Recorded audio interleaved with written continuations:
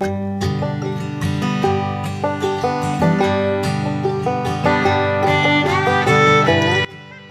అండి, నమస్తే. నేను మీ భార్గవి. వెల్కమ్ టు అమ్మ చేసిన వంటలు. ఇవాళ స్పెషల్ గుడిలో పెట్టే కమ్మటి పులిహోర ప్రసాదం. కమ్మటి పులిహోర ప్రసాదాన్ని మీ ఇంట్లోనే చేసి దేవునికి నైవేద్యంగా, అలాగే ఇంటిల్లిపాదికి కమ్మగా చేసి పెట్టే విధంగా చెప్పబోతున్నాము. చిన్న చిన్న టిప్స్ అండ్ ట్రిక్స్తో ఈ పులిహోరని ఎలా ప్రిపేర్ చేయాలో చూద్దాము. Let start. ముందుగా ఒక గ్లాస్ రైస్ని అరగంట పాటు నానబెట్టి వాటర్ని వంపేసి కుక్కర్లో వేసుకోండి. కుక్కర్లో అయితే రైస్ త్వరగా కుక్ అవుతుంది, అందుకోసమనే నేను ఇక్కడ కుక్కర్లో తీసుకుంటున్నాను. మీరు వీలైతే నార్మల్ బౌల్లో అయినా వండుకోవచ్చు. ఏ గ్లాస్తో అయితే రైస్ని తీసుకున్నారో అదే గ్లాస్తో 2 గ్లాసుల వాటర్ని యాడ్ చేసుకోండి. అంటే ఒక గ్లాస్ రైస్కి 2 గ్లాసుల వాటర్ అయితే పర్ఫెక్ట్గా కుక్ అవుతుంది. మీరు ఒకవేళ కొత్త బియ్యంతో కనుక చేయాలి అనుకుంటే మాత్రం ఒక గ్లాస్ రైస్కి 1.5 గ్లాస్ వాటర్ని పోసుకుంటే సరిపోతుంది. లేదు పాతవి అయితే మాత్రం 1కి 2 గ్లాసుల వాటర్ని పోసుకోండి. ఇప్పుడు ఇందులో 1 టేబుల్ స్పూన్ ఆయిల్ని వేసుకోండి. ఇలా వేసుకున్న తర్వాత కుక్కర్ క్యాప్తో క్లోజ్ చేసి స్టవ్ పైన పెట్టి 3 విజిల్స్ని రానివ్వండి. ఈ 3 విజిల్స్ వస్తే అన్నం అనేది పర్ఫెక్ట్గా కుక్ అవుతుంది. ఇప్పుడు ఒక గిన్నెలో 50 గ్రాముల చింతపండుని వేసి వేడి వాటర్ని యాడ్ చేసి నానబెట్టండి. మీరు ఎక్కువగా పులుపు ఉండే చింతపండుని తీసుకున్నట్టయితే 25 గ్రాములు తీసుకుంటే సరిపోతుందండి.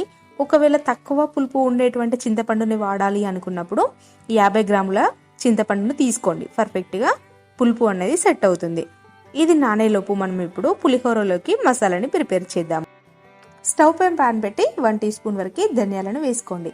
ధనియాలు కాస్త వేగుతుండగా ఇప్పుడు ఇందులోకి 1/2 టీ స్పూన్ వరకు మిరియాలను కూడా వేసి వేగనివ్వండి.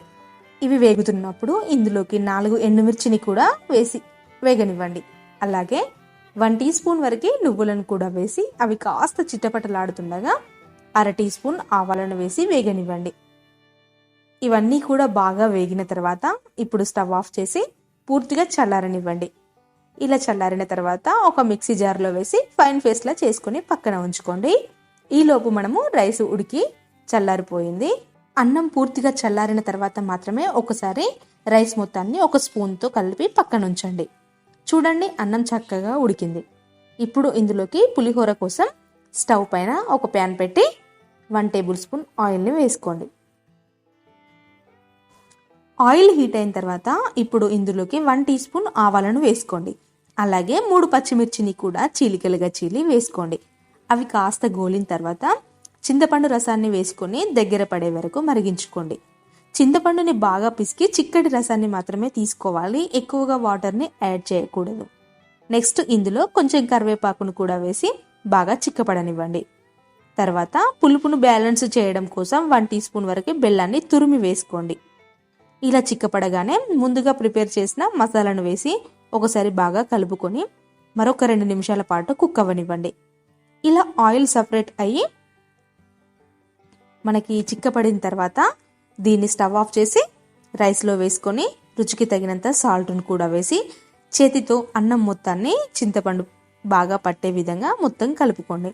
ఇలా అంతా కలుపుకున్న తర్వాత నెక్స్ట్ స్టవ్ పైన తాలింపు కోసం ప్యాన్ని పెట్టి 2 టేబుల్ స్పూన్ల వరకు ఆయిల్ని వేసుకోండి. ఆయిల్ హీట్ అయిన తర్వాత ఇప్పుడు ఇందులోకి 2 టీ స్పూన్ల పల్లీలను వేసి మంటని మీడియం ఫ్లేమ్లో ఉంచి గోలనివ్వండి.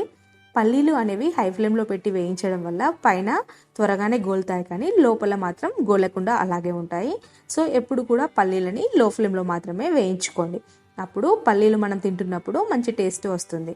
నెక్స్ట్ ఇందులోకి 1/2 టీ స్పూన్ వరకు ఆవాలను వేసి చిటపటలాడుతుండగా 1 టీ స్పూన్ వరకు శనగపప్పును కూడా వేసి గోలనివ్వండి. ఆ తర్వాత ఇందులోకి ఇప్పుడు 4 ఎండుమిర్చిని చుంచి వేసుకోండి. అలాగే 3 డైరెక్ట్గా వేసుకోండి. ఇవి ఎండుమిర్చి మొత్తం ఫ్రై అవుతున్నప్పుడు ఇందులోకి 1/2 టీ స్పూన్ వరకు అల్లం తురుముని కూడా వేసుకోండి. నెక్స్ట్ 2 రెమ్మల కరివేపాకును కూడా వేసి అవి గోలుతుండగా చిటికెడంతా ఇంగువని కూడా వేసుకోండి. ఇంగువ వేయడం వల్ల పులిహోర అనేది టేస్ట్ చాలా బాగుంటుంది. ఇక చివరిగా 1 టీ స్పూన్ పసుపును కూడా వేసి ఇక స్టవ్ ఆఫ్ చేసి పోపును మొత్తాన్ని కూడా రైస్లో వేసి బాగా కలుపుకోండి. మీకు ఒకవేళ సాల్ట్ కానీ పసుపు కానీ సరిపోనట్టుగా అనిపిస్తే పైనుండి ఇంకొంచెం వేసుకొని అంతా బాగా కలుపుకోండి. ఇంతేనండి, చాలా సింపుల్. కమ్మటి పులిహోర ప్రసాదాన్ని మీరు కూడా డెఫినెట్లీగా ట్రై చేయండి. మీరు ట్రై చేసిన తర్వాత ఎలా వచ్చిందో మీ ఫీడ్బ్యాక్ని మాకు కామెంట్లో పోస్ట్ చేయండి. నచ్చితే మాత్రం లైక్ చేయండి, షేర్ చేయండి.